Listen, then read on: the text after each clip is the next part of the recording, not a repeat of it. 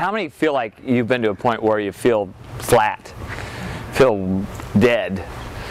Yeah, a lot of you, huh? Kind of wiped out. You just say, man, I feel so lethargic, really heavy kind of feeling. And when we look at, the two terms, overreaching and overtraining, they're not the same. When your body feels heavy, you feel listless, you really have the inability to drive your heart rate up to that subthreshold level we were just talking about. You try to put the power down on the pedals and your legs just ache, and quite often you feel that achiness all the way through your entire torso. Why is that? A lot of times when we do a harder session and we look at the reasons why you keep loading on that train, there's really three principles. One, you have to have overload. You have to have a logical progression to that overload, and you also have to have recovery.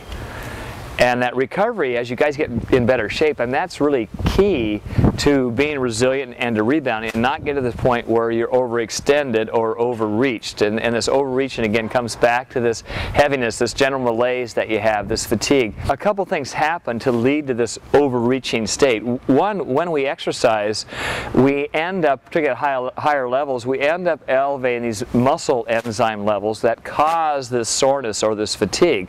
We also elevate this other stress hormone called cortisol. That one can elevate a lot.